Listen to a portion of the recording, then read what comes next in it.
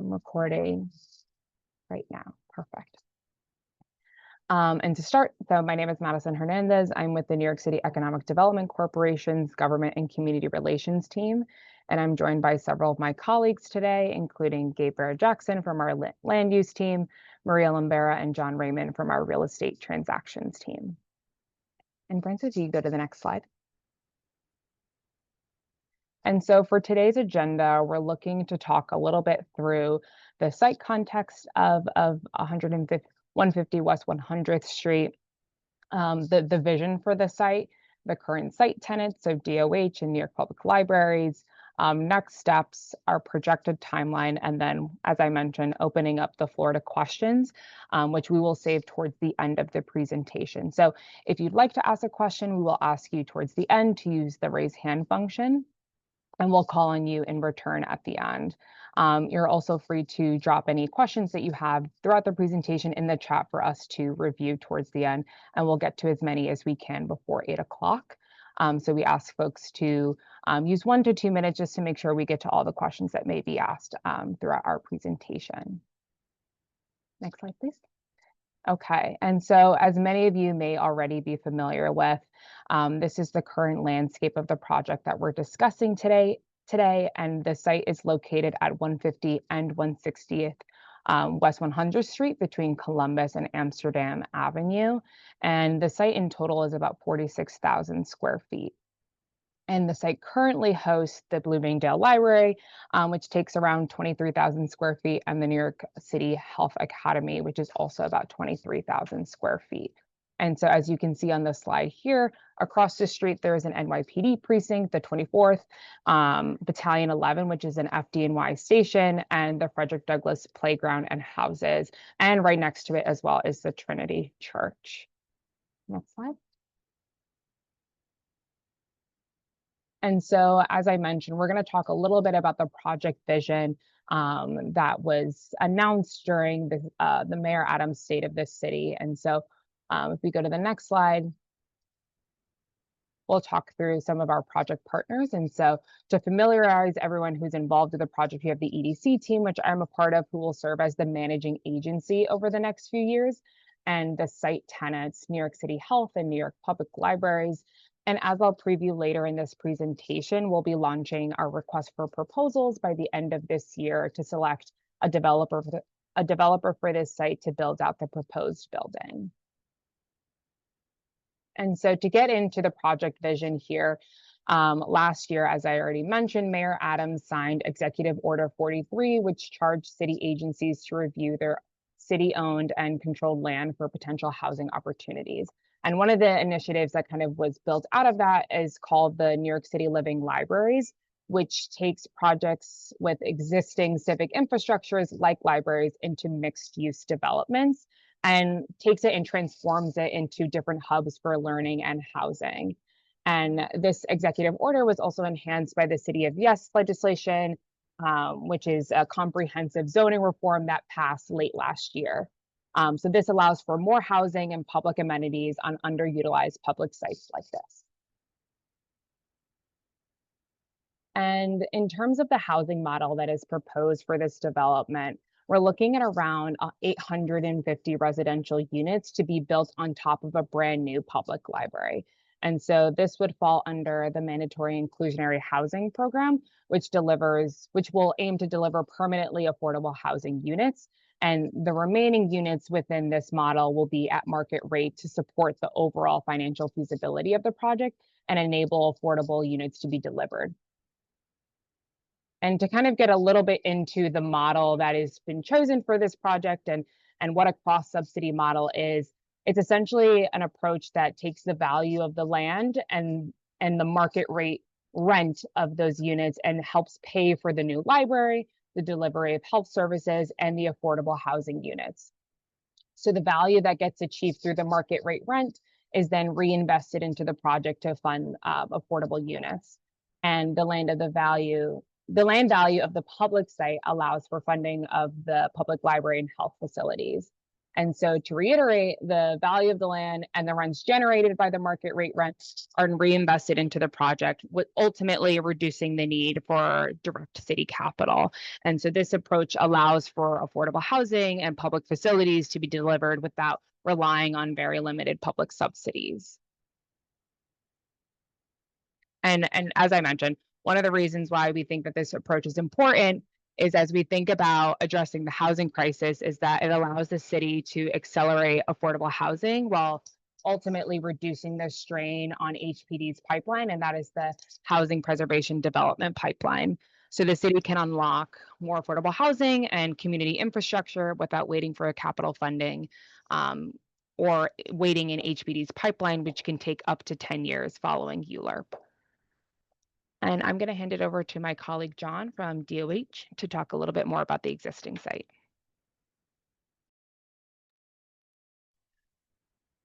Good evening, everybody. I'm John Beatty. I'm the Assistant Commissioner of Operations here at New York City's Department of Health and Mental Hygiene.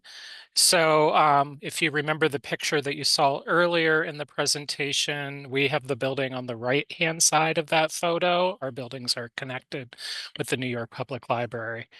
And thank you for showing that photo. And if we can go back to the slide, please. Thank you. So right now, what we call Riverside Health Center houses the Health Academy primarily as a tenant. The Health Academy runs out of our Environmental Health Division and provides training to the public for different things. For animal care and handling, for our carriage horse drivers, but most importantly, for food protection courses and courses for our mobile food vendors take place out of that facility. We get about 65,000 registered people every year, and they offered approximately 1,170 courses. So that takes place on the second and third floors of the building. We do have other programs in the building, including a small health insurance program, but all the other programming currently is not public facing. These are people that go out in the field to do their jobs, but they happen to be at Riverside Health Center. And with that, I will pass it on to my colleague, George from New York Public Library. Thank you.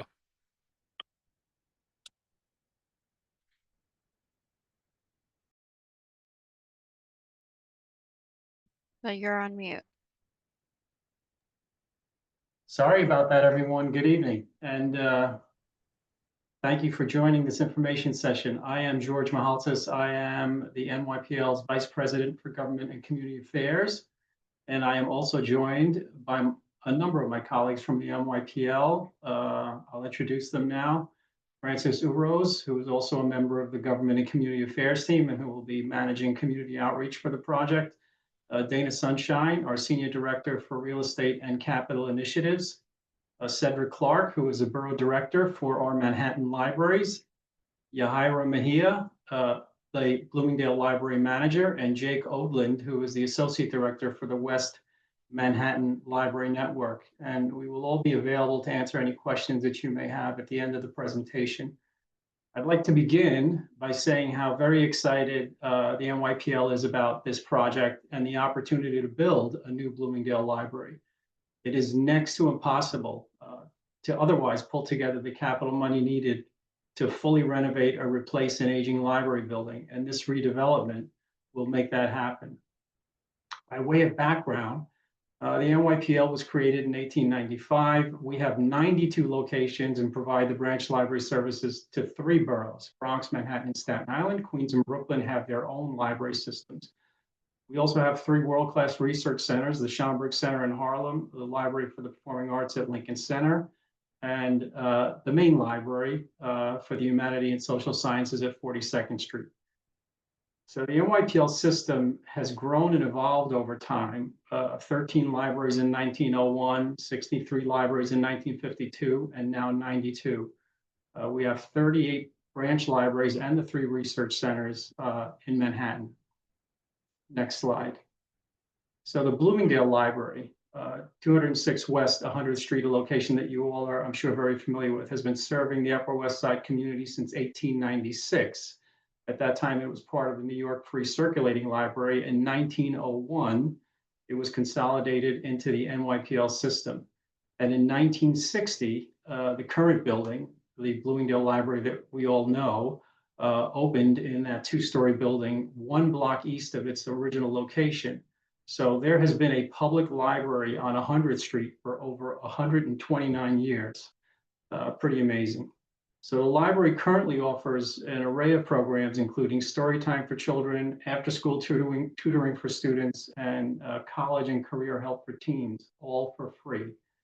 In FY24, the branch received over 185,000 visits and circulated over 118,000 items. Over 25,000 people attended programs at the branch this past year. We are really proud of the programming and services our amazing staff provides, yet many physical aspects of the branch need to be improved, including program spaces, meeting areas, and study rooms, ADA accessibility, technology, and building and mechanical systems. So we have been asked, why replace the current Bloomingdale Library? First, you should know that we periodically review all of our locations system-wide for sites that might be redeveloped that could accommodate a new library and other services, especially affordable housing. And Bloomingdale is one of the sites with the greatest potential. Second, and more importantly, the current library is in a 65-year-old building that is in need of significant upgrades. Recent issues include failing mechanical systems, the need for lighting improvements, window replacement, inadequate bathrooms. And over the years, we've heard from many patrons about the need to reconfigure the layout of the library to create additional program spaces for teens, children, more private spaces to study, as well as improving technology and even installing more electrical outlets. The building, which is already 65 years old, will continue to age, and the challenges will only continue to grow. Slide 15. So the redevelopment and building of a new library will help solve all of these issues. It will allow us to create a new state-of-the-art branch with a more efficient layout, modern program spaces for all patrons, brand new technology, and also upgrade the mechanical systems to better heat and cool the library. The new library will also get brand new furniture and an entirely new collection of books and materials. Next slide, please. So we understand, of course, how important maintaining library services during a long-term branch closure is for patrons. The library will create a comprehensive temp services plan that will include regular bookmobile service, partnerships with local community organizations, and enhanced services at nearby branches, including Morningside Heights and St. Agnes. But most importantly, we will work with the developer in the city to identify a temporary location so that we can have a fixed site to continue to provide key services to the community. Once finalized, of course, the temporary services plan will be shared with Bloomingdale patrons and the community. It will be posted and circulated on our website. It will go into effect only when the current branch closes, which won't happen, as you'll hear later in the presentation, for another 3 to 4 years. Next slide. So I think this is really important, and I want to spend some time just to talk about, other projects that we've done that are similar to this. So it's important to note that this is actually the third project of its kind for NYPL. We successfully completed the Inwood Library redevelopment and are currently in the process of redeveloping the site of the Grand Concourse Library in a similar way. So at Inwood, which reopened in 24, it truly was a great success and a major improvement from the old branch. So in our experience, it can take many years to raise the funding for a comprehensive branch renovation. And when you get the funding, going through the city capital process nearly always means significant delays and cost overruns, which frustrates, upsets the community, us, and everyone involved. And unfortunately, we know firsthand how bad the city capital process can be. In the Bronx, it took us and the city 9 years to build a new Kingsbridge Library. And the planning for a new Westchester Square Library is just now going into the design phase after 10 years of delays. And these are just a couple of examples of something that we're really trying to avoid. And the really good news here is that the Bloomingdale Library will be redeveloped in a similar way as the Inwood Library. Inwood took only 2.5 years to build from beginning to end. It was on time and on budget, and we expect the same for Bloomingdale. It truly is a win for the library, a win for the city, and most importantly, a win for the community and the Bloomingdale Library patrons. So at this time, I will turn it back over to Madison.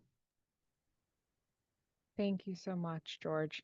And so now I want to get into kind of what the next steps are, as George alluded to, talk a little bit about the timeline and some necessary touch points that'll be happening over the next few years. So if you go to the next slide, please. As we move forward with this project, I just do want to reiterate as well that we're in the very early stages, and we want to make sure that the folks in the community are aware that this project is coming. And so that's a part of why we're doing this information session today, and why we have our community survey out as well, is to understand the needs and priorities of the folks who are here and the broader community as we move forward. And so as you may have already heard me say or reference, I just want to highlight a couple of key terms and processes. And so the first will be a request for proposal, also known as an RFP. And so this is the city's invitation to developers to propose plans for publicly owned sites, and to ensure that those align with community goals and city priorities. And then in addition, there's also a term called the Uniform Land Use Review Procedure, also known as ULURP, which is the city's approval process to review changes to land use and zoning, and require several layers of approval, which I'll describe in the coming slides. And so the RFP is the first step in this process, and in the larger timeline. And so, and the RFP will occur later on this year. And so, as a part of the RFP process, different groups will submit their proposition for why they should be selected as the developer on this site. And they're required to show how they will mitigate potential impacts to the community during construction. And these proposals will be then carefully reviewed by project partners and EDC during the selection process. And the final selected proposal will then have to undergo additional feedback from the community during ULURP, which is the land use review process that I just described. Okay, and then in addition to having to go through ULURP, I also want to highlight an important part of the process known as environmental review. And so this is the city's process to understand and address the impacts of new development. And the final product of this review is a very, very robust and long document that outlines the study of these potential impacts by the proposed development. So as you can see in the slide, this report studies traffic and transportation, air quality and noise, open space, impacts on housing in the neighborhood, and other impacts potentially like infrastructure or energy use. And so as a part of this process, this review may require public hearings, which will give the community an opportunity to provide input and feedback on what needs to be studied as part of this process. And so overall, the purpose of environmental review is to ensure that elected officials and the community fully understand the impacts of the project before making a final decision. Go to the next slide, please. And then, as I mentioned, I also want to highlight the Uniform Land Use Review Process, ULURP, which is a robust multi-month review process that the project will have to go to in order to be approved and in order to move forward. And so each stage, which you see marked out in this timeline, requires public hearings for the community to testify and comment on the project as a whole. And so this starts with the City Planning Commission in certifying the application, which will then go into the Community Board, which they'll have 60 days to review. Then the borough president will then have to review, and they have 30 days to do so. The city planning commission will then review over 60 days. And then finally, the city council will have 50 days to review before mayoral sign up. So this is a 7th-month process that allows for community input at each step of the way with whatever the final proposed program is being offered in those presentations. And so I just want to hit home that this is our first round of community engagement on this project, and there will be plenty of opportunities as the program gets built out, as the housing model gets built out, for folks to provide input and feedback on the project. So this is not the survey is not the only opportunity to provide feedback, but there will be much more in the future as we move forward.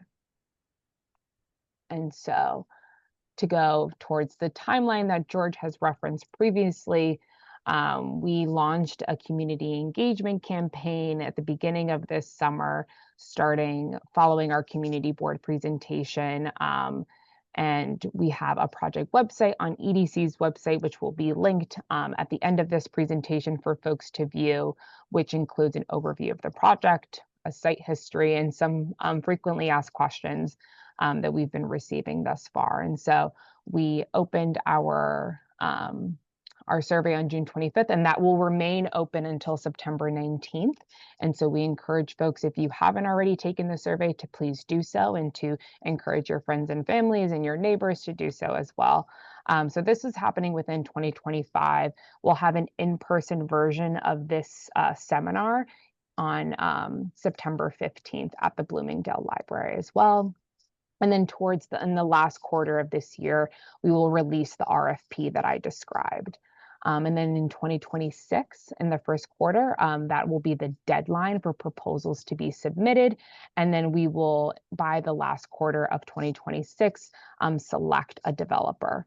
And then following that, throughout 2027 and 2028, this project will go through environmental review. It'll go through ULURP. And then by 2029 and 2030, we will begin demolition and construction on the site, and which will also include the relocation and the creation of the temporary services that George mentioned as well, with hopes of completing construction by 2034 at the latest.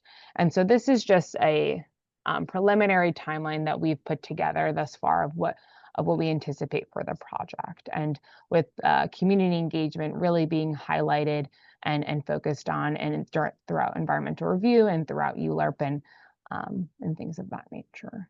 You can go to the next slide. And so as part of this survey, we're interested and eager to hear your feedback today on what you would like to see at the site, between potential public realm improvements, so maybe enhanced landscaping, more benches by the library, better street lighting, open spaces, or what you want to see in the new library itself. We've heard feedback that we want to see more quiet rooms and improved layout, more technology, increased programming. And so these are some of the things that folks can start thinking about and providing comment and feedback either at this forum, at the in-person forum, or throughout our survey, as well as there are spaces for folks to provide comment. And then next slide, please.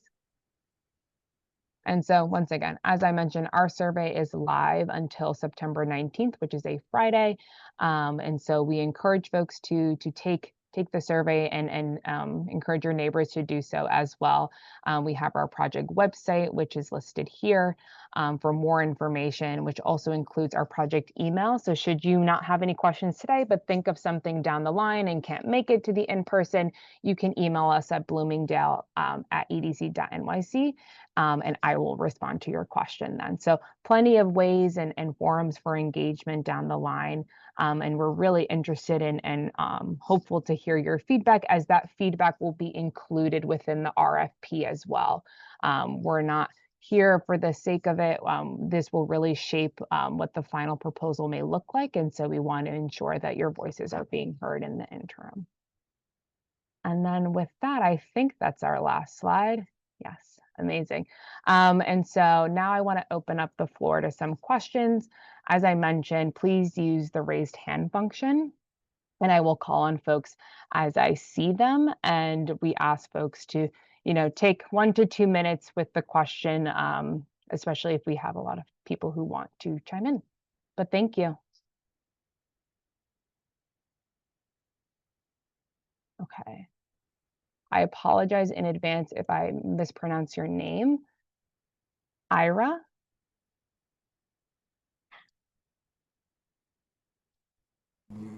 Hi, can you hear me? Yes, we can hear Okay. you. My first question is, why is this not being done to the firehouse and police stations across the street? And how will you prevent police cars from totally overrunning the parking for the library or anything near the library? Because currently, not only have they totally destroyed the library street, they prevented building other services on that block. Thank you for your question, Ira. The city is actively looking at all city-owned sites as a result of Executive Order 43 to find good candidates for this type of development. And we hear you loud and clear on your feedback related to NYPD parking. And we certainly have been in communication with the precinct and the fire department to mitigate potential impacts down the line and see how we could all be good neighbors in the future. So we will definitely take your feedback and relay that back to those agencies. Thank you. Thank you. The police department and fire department are the worst possible neighbors. They ignore you. Thank you, Ira. And Carol?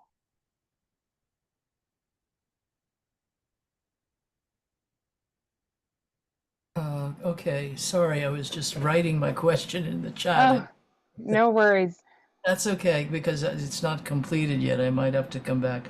Can you further clarify what you're talking about when you're talking about affordable housing and the private housing that's going to support affordable housing? Do you already have numbers as to what the percentage is of affordable housing? What is defined as affordable housing? That's my first question. Thank you, Carol. And I may kick it off to our RETS team as well, but I just want to reiterate, as I mentioned earlier, we're very early in the process and actively determining what the housing component will look like for this project. So we certainly appreciate any insights or feedback at this time. But we do know that the mandatory inclusionary housing will apply, and the range of affordable units under that program is typically between 20 and 30% of the total build. But once again, we're very early in this process, and so the housing model has not been fully finalized as of yet. I would actually suggest that this be an exceptional, this being the city being what it is in terms of the nature of affordable housing, that it consider a higher percentage of affordable housing. But I'd like to know some figures about what is actually being considered affordable housing rent-wise. And is it rent? Is it rent? Is it co-op? What is that going to come from the developer? Is that in the thinking of what you're doing? Would it be affordable co-ops possibly? Is that in the loop of what this is about in any way? Like the Mitchell Lama housing that we had in this neighborhood and that we still have some of left, which has been an incredible affordable housing way for people to stay and live in affordable housing, and this and anything the library participates in, I think should consider some of that. Thank you, Carol. Your feedback is noted. Thank you. Okay. Ira M. Or Ira M. Okay, you can hear me now? Yes, we can. Okay. A couple questions. One, what is the anticipated zoning district that you're looking at here? I'm gonna Thank you, Gabe. I was going to kick it right to you. Perfect. It's still, like we've said, it's still early on in the process, but we're going to be actively working with the developer that's selected from the RFP process to determine the appropriate zoning strategy to kind of meet the goals that Madison described earlier for the project. With that question, how do you then project the 850 units, and how do you determine a target mix? Because we don't want 850 studios. I think we need some distribution of housing types. So that's my that's my other question. And then my last question is, the lot that you show on the map is unusually shallow. So I don't understand how you're going to provide the required rear yard unless you're including the PS 163 as part of the zoning lot. So could you clarify those two things? I can answer part of the first question. We are going to be kind of going off of a goal provided by City Hall and EDC's goal of around 850 units. So the zoning will kind of strategy that we'll be working on with the developer will follow that target that we've established. And as for the second question, like I mentioned earlier, we're going to be working with the developer that's selected to kind of produce a zoning strategy that works with the existing site constraints and then meets that target of around 850 units. I'm going to be very honest here. I've worked on and made many submissions to HPD and to EDC for different projects over the years, and I am surprised that at this stage you've gone public with as little idea of the massing of the building or the intent of what you're trying to get into the building. And I just want to say that I hope you've developed that further for September 15th. I also understand that, quite honestly, that a lot of this has to come from the developer, but some of it has to come from EDC. And I think you need to give us further illustrations of what it is that you see happening. I've also done the same thing for Educational Construction Fund. So I know the process, and I think you have to develop the process further before you put this on the street. That's my humble and professional opinion. Okay. Thank you. I Thank you. appreciate your feedback. And that's Okay. certainly noted. And we look forward to the next information session. Let's see if I see any other raised hands. Amy Wilson. Hi, so my question is 850 units. Is this going to take over some portion of the large parking lots directly to the east of this location? And if not, how tall is this going to have to be in the shallow lot to get anywhere near 850 units? I'm sorry, Amy, I missed the beginning of your question. Do you mind repeating the first part? How are you going to take over any of the parking lot in order to increase the size of this footprint? And if not, where is the 850 units going to come from? Yeah, at this stage, we are not looking to expand beyond the current lot that's we showed on the screen. We're looking to stick with the lot that's currently occupied by the library and the health facility. And like I mentioned earlier, we're going to be working with the developer that's selected from the RFP process to determine kind of the zoning and massing strategy that's needed to achieve our goal of 850 units.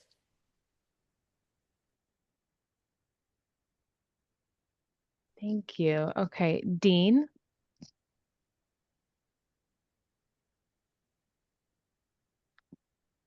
Dean, you can unmute yourself.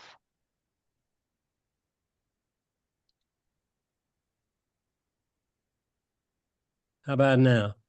Perfect. Okay, this is off the path here. This is really a process question.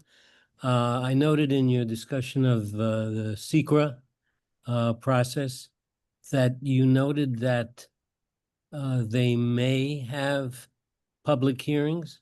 So how do we ensure that that there will be public hearings? So the public hearings will depend on the level of review. So as we as we noted earlier, we're in the very early stages of this project. So the next step will be selecting a developer after responses to RFPs are collected. And after that, we will kind of work with the developer to determine the scope of the project. And that kind of scope and determination will determine the level of review. So that answer will kind of come down the line after we kind of finalize what this project will actually look like and the secret review that's necessary. And the secret review when it happens will be publicly announced, I hope. Kicks off the secret process, so that will be publicly announced. Yes. Thank you.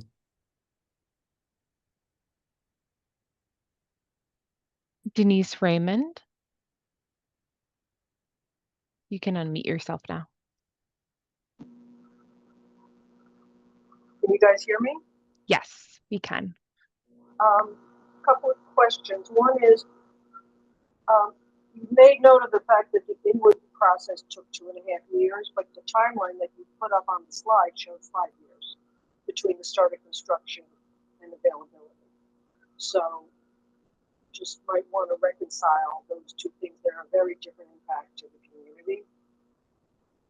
The other thing that I would hope someone would know was that the library was closed for more than 2 years for renovations from 2019 to 2021, and an entire new young adults section was built.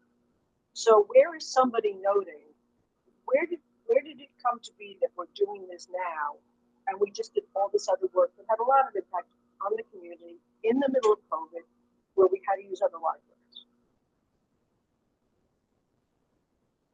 Yes, it's a rhetorical question. Somebody should note that money got spent and time got taken. My actual question is, at what point in the process is the mix between affordable and market determined, as well as the mix of, someone else put up the important question of, we don't want 850 studios that don't blend with the nature of the mix in the community now. So when and where does that happen?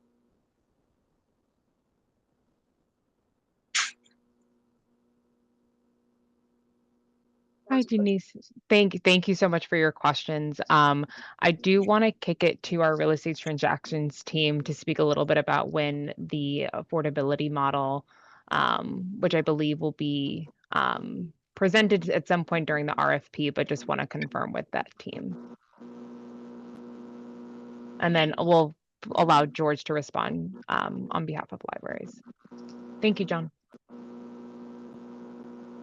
Yeah, I think the one of the questions was about the timeline. Yes, we are aware that this timeline is a little bit longer than the Inwood timeline. We are relying on the estimates right now that EDC is giving us and that we anticipate. I don't know if we can speak to anything more to that, but I do know that it seems like the construction will be a little bit longer in duration than Inwood took. Yeah. So that's number one. Right. And also to elaborate a little bit on that, there would also be additional time needed for if a potential transaction were to close with the developer, we would need time to move the library to a temporary site. In addition, there would have to be time to procure demolition permits, and there'd have to be to give the developer time to conduct their due diligence on demolishing the structure. So that's why we're building in a relatively conservative timeline from the point of moving the library all the way through the completion of the project. And to the second point about work that was recently done, yes, we are aware of that. This particular project, which is just an amazing opportunity for us to rebuild the entire library and to improve on it. We were not aware of this opportunity, or it wasn't presented to us when that project was happening in 2019. So yes, it seems a little unusual that we would, do that kind of work there and then proceed to do this project, but it's just the way that things have worked out. And, in weighing the work that had already been done and what the opportunity is that presents itself to us right now and to the community, we absolutely want to take advantage of this opportunity.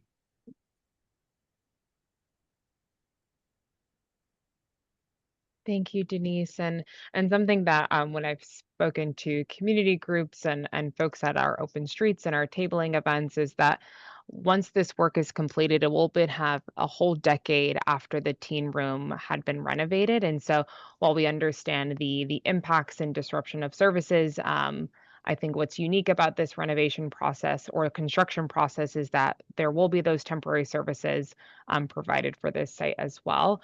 But just want to call on Naveed Hassan.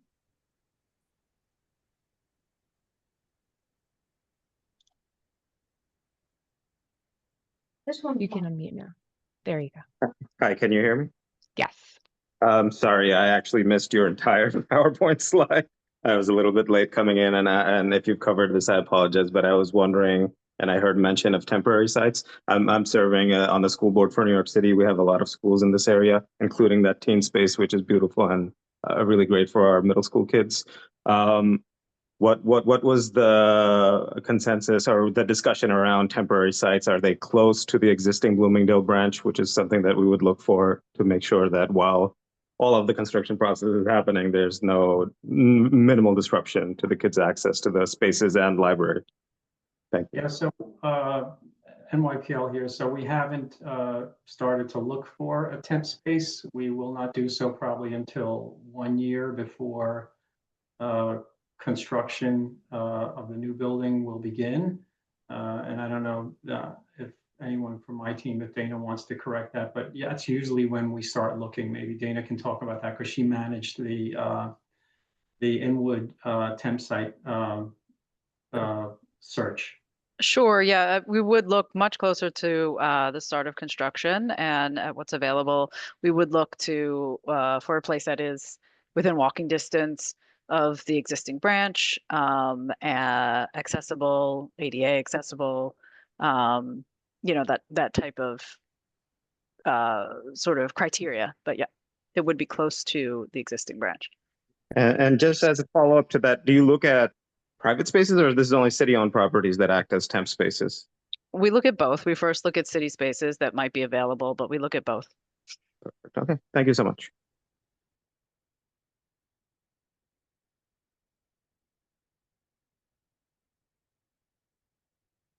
And I see, Carol, do you still have your hand up or do you have another question? Yeah, I put my question in the Q&A. It was again around housing. I just want to say I'm a retiree of NYPL, so it has always a lot of love in my heart. Okay, and I worked at the Bloomingdale Library as well for a while, so I understand it. It's been a wonderful resource for the whole community for a long, long time for all ages, and anyway, I just want to put that in there.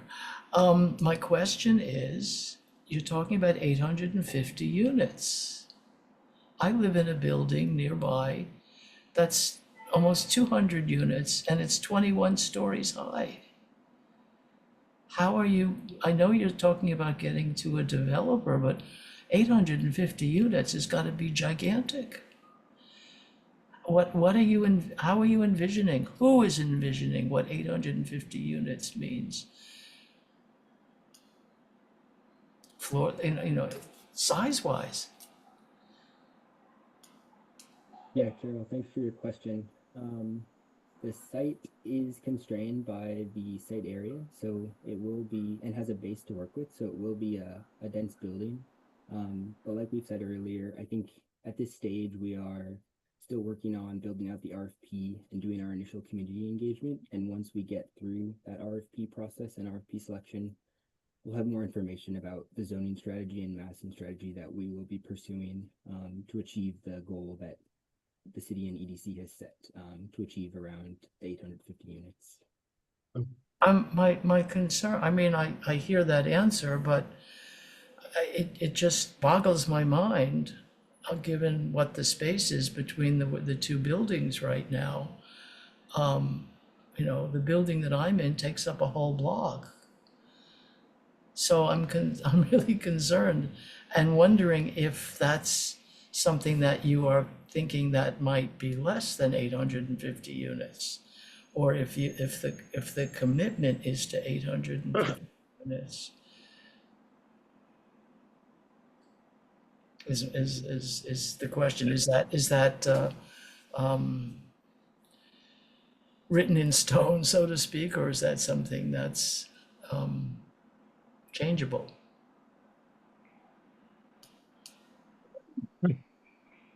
The 850 is the goal that we are working with.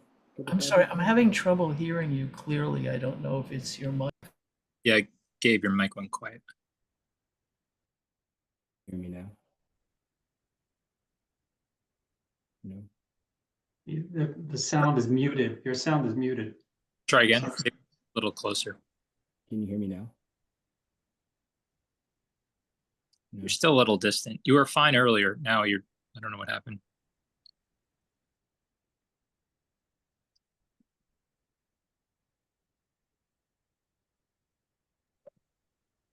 How about now? I think you should just respond to the question and if anything, write it in the chat.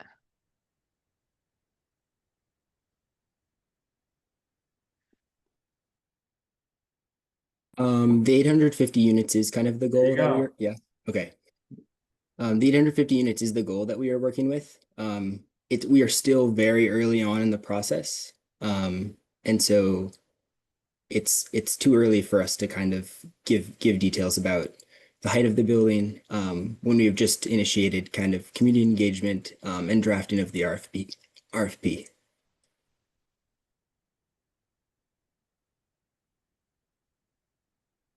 Thank you.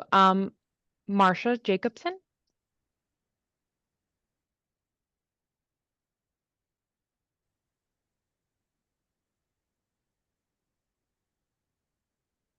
Marsha? Yes, thank you. Can you hear me? Yes. Yes, okay. I have two questions. One of them is I want to piggyback on what Carol and other people have been talking about. I'm also having a very difficult time envisioning 850 units. I think even if they were all studios, which I hope is not the goal, on that space. And I get it that at this point, you don't have answers yet, to describe that more. But I would like to suggest that rather than wait till choosing a developer or sending out the RFPs and seeing what they come back with, that you start pretty soon coming up with a plan B of what you're going to do if the developers also end up pretty much all saying to you that 850 meaningful units that will come closest to addressing the housing issues in this vicinity just aren't going to happen. So I was wondering at one point, I think somebody asked, was this premature to be holding this webinar now before you had so much information? And I'm actually glad that it's happening because I do think that these questions of mine and others about the size, the number of units might stimulate action between now and your next step of coming up with an alternative of what are you going to do if your 850 goal cannot be met, and also maintain the other things that you intend to keep in place. I also have a much more granular question, which is the staff at Bloomingdale is fabulous. I'm there all the time and they are great. And there is, oh yeah, let's applaud for them. They're just extraordinary. And and the fact of the matter is that they have a long-term period to look forward to losing their workplace. And in addition to that, they are going to lose their workplace for a number of years during demolition and construction. And there will be, which I'm thrilled about, a temporary, library site, maybe closer than Morningside, but can you or have you guaranteed to staff that they will have positions, no matter what, through the duration, equivalent to what they have now within the library system, keeping all their seniority, making equivalent salaries that they would be having without these disruptions, so that the talent that they have, just knowing the patrons of the library and their own security in a time when finding a new job is extraordinarily challenging. I mean, have those guarantees been made, or can you make them, and will you make them soon? The answer to that question is yes, yes, and yes. Our staff is, especially the frontline staff, is the lifeblood of the library, and appreciate you acknowledging them. Like I said, over 180,000 visits to that library last year, which is pretty spectacular. If you think that a council district is pretty much 180,000 people, that we had that many people visit this one location. But I will turn it over to Cedric and or Jake, the borough director and or associate director, if they would like to just add anything to that and talk a little bit about what happens when a library closes long-term, similar to this situation, and how staff is sometimes redeployed either in the immediate area or to other areas, and why there's always a need for staff. And also our staff, they're union employees, so we couldn't, do the types of things that you mentioned, and we would never do that either. But Cedric and or Jake can jump in here if they like, if they have anything to add. Hello. I'll jump in and try and answer the question. I didn't hear all of the questions, but as far as when we have like long-term closures, we do reassign staff based on the need within the network normally or throughout the system. As George mentioned, our staff, they're unionized, so there are some restrictions when we are considering reassigning them. But we also try and make sure that the staff are very present and available in that community, regardless of where they're assigned. We work with our outreach department to ensure that we have some type of presence in those communities, using our bookmobiles, but our staff that are working in other locations, because they have been reassigned, they're also still very present in those communities during those closures. So they still attend school events and community events in those communities while the library is closed. I'll just add that at Inwood, the staff, remain cycling through the temp space as well. And the staff, many of the staff returned to the branch after construction.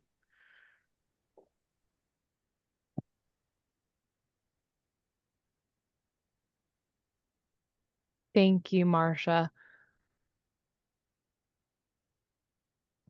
Are there any other questions from folks? If so, please use the raise hand functions and we will call on you. Antonia?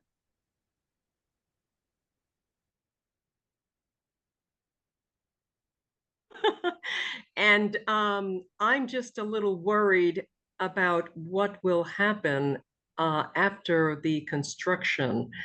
Can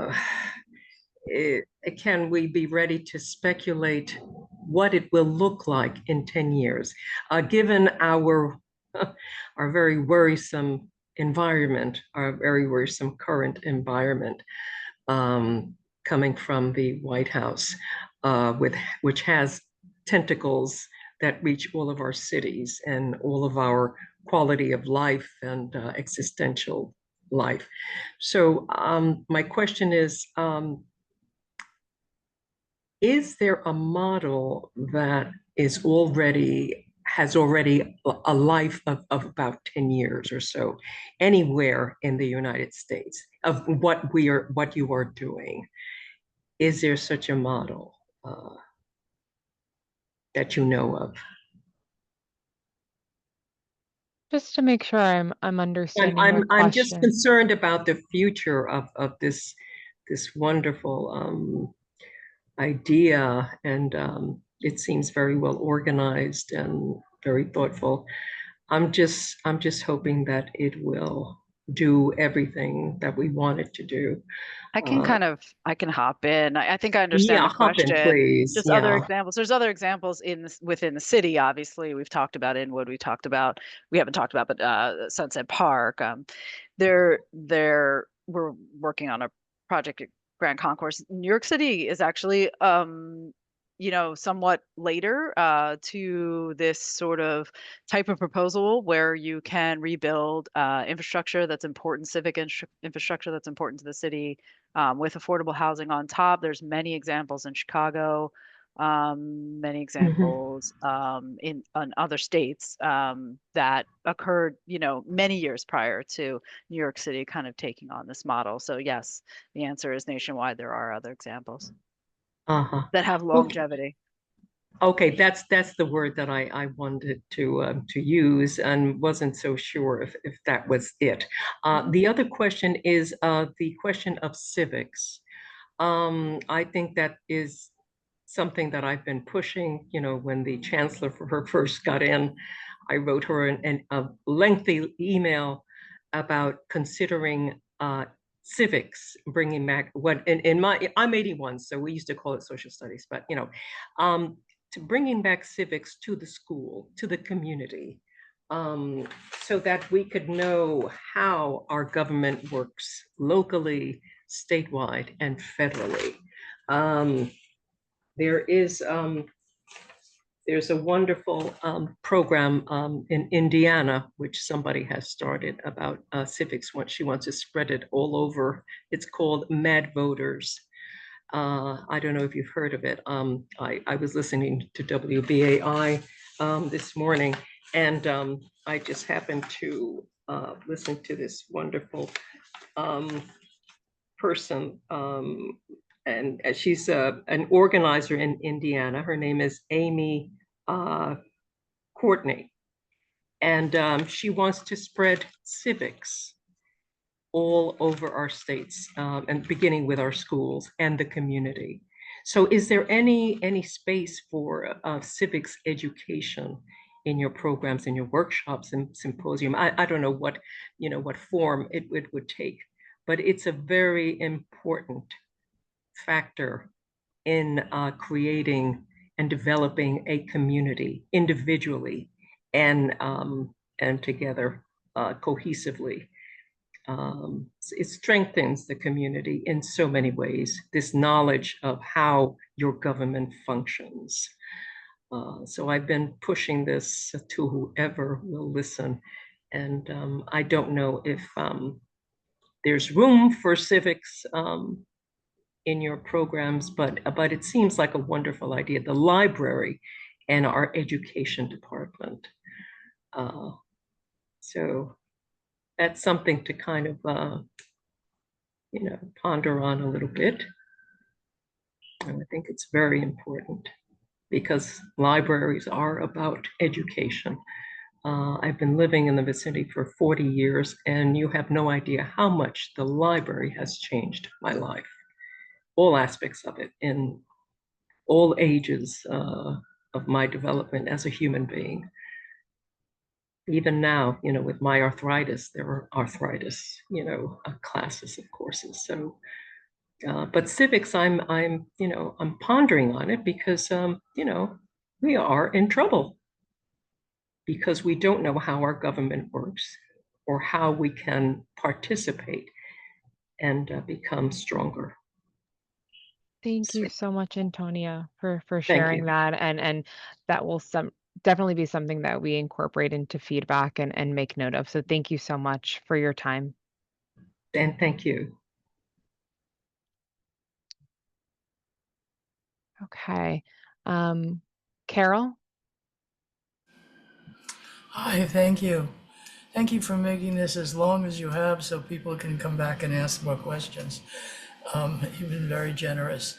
I put a question in the Q&A, and I want to know if you're aware of it. There was an attempt a number of years ago, and I don't know where that situation is right now, of the Jewish Home and Hospital on 106th Street to move to 100th Street, right adjacent to, I believe, in the parking lots area behind the library and the health center. And it was a furor over that potential move. I'm sorry, as you can probably hear, there are fire engines from the 100th Street Fire Department going by down my area. So people were very concerned about the noise levels related to it in terms of the school and during the construction time, as well as the potential health difficulties, I think, which might relate to the environmental aspect of that part of this plan. And I don't remember the details of it. With digging up the land, there was some potential environmental health hazards. So I'm wondering if, in relationship to putting this together, you're as the library could have been aware of that problem, since it was right in the neighborhood, and taking into account the issues related to that in terms of what issues might arise in terms of asking the developer to be aware of those issues. The potential developers in their RFPs. If you folks at NYPL know about that and what the problems were with that. I can look up the history of that project in particular. I do know, obviously, it's a requirement for the developer to do all of their due diligence on the property. At the time, we did do a project in Inwood that was next to a school, and while it has its challenges, of course, there are ways to work through those schedules and those challenges to noise, et cetera, and mitigating that for the school next door. But after all, this is, Manhattan, and everybody's close together, including the schools, and we'll have to, work on it and hopefully get a developer with experience on that front. And what about any of the environmental issues? Will it be left to the environmental review of it in terms of what other any other environmental potential, Yeah, all that is, researched in depth by the developer and by the team before anything's done. Okay. And do you know do any of you know at this point what's happened with that? Is it a dead issue? I mean, that's another thing to know, because if there's another development that wants to go on behind the library, I'm just saying, it's something It's a separate property, owned with a separate ownership. No, I totally understand that, Yeah. but it's right the same area. That's all I'm saying. Of course, yep. To be aware and to know. Oh, of course, yep. If there's still any plans to do anything with it. It's been dead as far as I'm not aware of any plans right now. Okay. Yeah. Thank you, Carol. You're very welcome. Okay, Antonia, do you have another question? Or is your hand still up?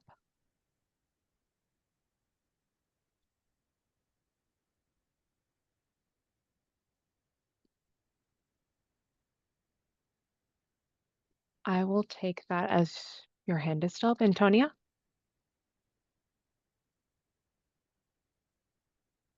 Okay.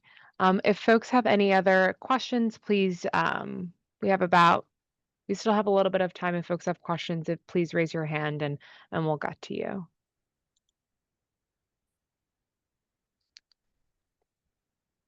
Denise?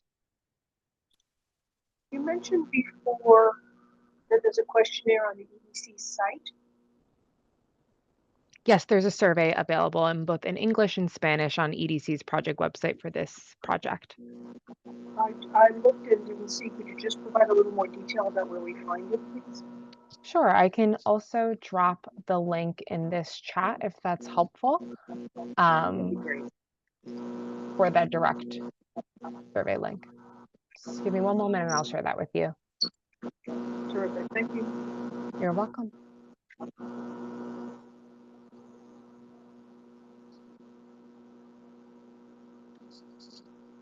Any other questions while I look for this?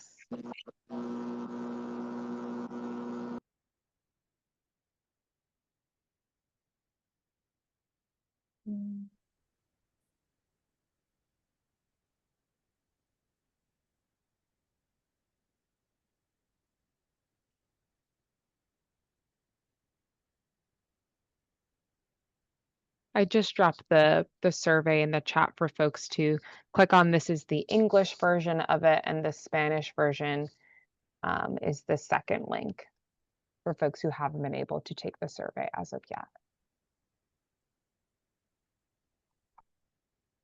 Seeing no other additional questions. Okay. I just want to thank everybody for your, thank everyone for your time today and providing really thoughtful feedback and asking questions about the project as a whole. Antonio, do you have another question?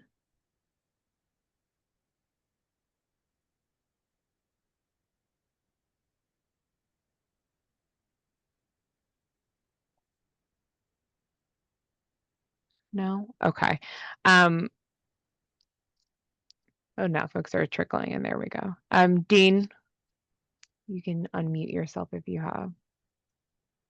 Yeah, this is not so much of a question as just some additional information. I was captured by the one of the people who talked about the furor over the potential building in the parking lot, Park West Village on 100th Street. It was a Jewish home that was going to build there.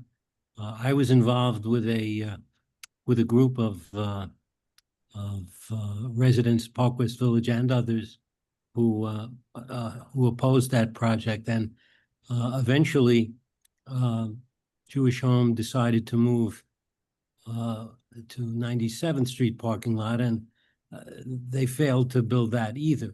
But the reason I mention this is that, as I recall, one of the issues on the 100th Street parking lot, which is right next to the library, I think the police department had a hard time with it, and I think there was an issue with an underground stream that runs, from the west all the way to Central Park, and it was a potential building issue. I don't know whether that's going to be an issue under the library or not, but something that I would hope that you would be checking out. And the other thing is that as a result of the city of Yes, which is still being challenged, but assuming that it does go forward, that will allow a residential building on that parking lot right next to the library. Now, I don't know whether that would affect the plans or not, but it is a possibility. And I just wanted to point that out to you. Thank you so much, Dean. I appreciate the comment and we'll definitely take note of that. But at this point, we're not going to take any additional questions or comments. Once again, thank you everyone for your thoughtful feedback and commentary over the last hour or so. Once again, we have our community survey that is live on EDC's website, which I dropped in the chat, which you can take and provide additional feedback in both in English or in Spanish. And we also have our project email, bloomingdale@edc.nyc, for additional questions or comments that you may have as you sit with the information.